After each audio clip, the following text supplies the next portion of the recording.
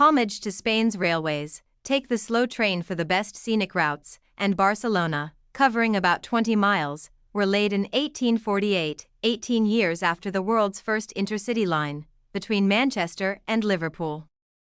And because a different track gauge was selected from the standard gauge of most of the rest of Europe, partly owing to fear of the new railways being used by an invader, this led to a long-standing requirement to change trains at the French border, resulting in huffy passengers and a stagnation in trade. Railway tracks, some still serviced by steam trains, did cover most of the country by the time of Francisco Franco's death in 1975, although Spain was by then way behind France. Where the inaugural high-speed TGV line, between Paris and Lyon, was to open in 1981, post-Franco, great investment has gone into Spanish trains, especially a network of high-speed lines using standard gauge, the first of which was laid to coincide with Seville hosting Expo 92. Now the country has more than 2,000 miles of such railways, more than any other European nation. The secret to exploring Spain by train, however, is to avoid all these shiny, bullet-nosed Alta Velocidad Española Avenue newcomers, as wonderful as they may be, and stick to the country's regional lines. Do so, and sleepy towns and villages await across dusty plains, towering mountains, and remote valleys. As I found while researching my book Slow Trains Around Spain, a 3,000-mile adventure on 52 rides. Here are 3 of the best. Ruins and ravines, Mérida to Almadén. From the track into Mérida in the hot southwestern region of Extremadura, you are treated to one of the finest views from any train in Spain. Having crossed a parched plain into the remote city, the carriages clatter slowly into Extremadura's capital, where the remains of a magnificent Roman aqueduct rise, through gaps between towering columns of orange-hued brick, windows of azure sky are framed, and it is hard not to marvel at the structure's miraculous longevity as well as its striking presence. A crumbling reminder of an ancient civilization, seen through the carriage windows, this is just one of the Roman attractions of Mérida, once a place of peaceful retirement for the centurions of Hispania. You can see it from the station platform, from where the trains move eastwards across yet more arid landscape to the little-visited old cinnabar mining town of Almadén. Catch an early morning train and beams of tangerine and pink sunlight bathe the countryside at the beginning of this 2.5-hour journey, covering 135 miles. This works out at a leisurely 54 miles per hour, though you may wish the carriages moved even slower, such is the ride's beauty. On the outskirts of Mérida, vineyards and olive groves taper across the sun-baked golden soil before brilliant expanses of sunflowers open out, followed by coppery cornfields and a sea of cereal. Deer dart from thickets. Birds of prey soar. Passengers, just a couple of others, usually, put aside phones and papers, eyes transfixed on the scenery as morning begins in Extremadura. It is not long before hills arise with valleys occupied by strange, shiny new crops. These turn out to be fields of solar panels, which, up close, look like the sides of skyscrapers laid flat. There are hardly any settlements to speak of, just the odd farmstead. This region is home to 26 inhabitants per square kilometer, though it seems even fewer from the train.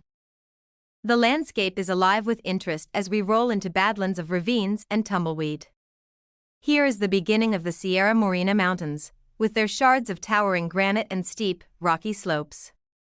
Startled sheep wobble across crumbling pastures in the lowlands. Others rest in the shade of trees, occupying every inch of darkness. The result is bizarre, as though freak snowstorms have struck beneath the branches. The train continues across a succession of gorges with rivers lined by pink ribbons of flowers growing from rhododendron-like bushes. The effect is extraordinary, too. With the land all around so arid and rocky, it looks as though the waterway has somehow turned pink. Salvador Dali, you feel, would surely approve. Through a cut in the hills, the carriages arrive at the ochre structure of Almadén Station, where a grey cat with inscrutable green eyes rests on the platform, regarding disembarking passengers. Flies buzz. A station master blows a whistle.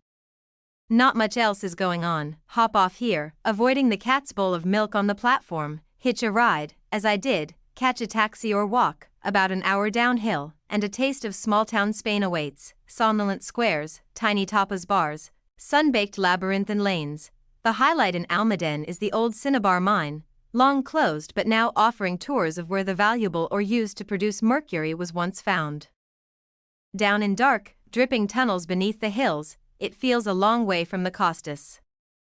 Deserts and mountains, Almería to Granada, starting on the south coast. This out-of-the-way line takes you northwards and upwards into the mountains, covering 100 miles over nearly 3 hours on one of Spain's most visually captivating rides. Almería, on the eastern side of Andalusia, is often overlooked despite being home to a splendid cathedral, an ancient Moorish castle, the Alcazaba, in pride of place atop a hill, and the Cable Ingalls, English pier. This extraordinary steel and wood structure is a former railway pier built to help shift iron, copper and silver from mines run by the British and French, which it did from 1904 to 1973. When it's lit up at night, it looks as though a giant tanker has pulled into the old port. Aside from these sights, Almería is also worth a detour on a Spanish train adventure for a local tradition of serving free tapas with each drink ordered at bars. You still have to pay for the drinks, obviously. Trains to Granada set off from an ugly modern warehouse of a station next to a disused, incongruously glorious station dating from 1895, with lovely Moorish-style brickwork. You cannot help wondering how the new architects got it so wrong. From here, the train slowly rises, passing acres of plastic greenhouses used to grow fruit and vegetables. This part of the Spanish coast is aptly nicknamed the Mar de Plástico, Sea of Plastic. Yet it is not long before you are rolling into the quite different scenery of the Desierto de Tabernas, considered by some to be Europe's only proper desert. This was where many of the spaghetti westerns were filmed, a semi-arid land of gullies, shrubs and steppes, home to scorpions, snakes and spiders aplenty. The average summer temperature is 40 degrees in the shade.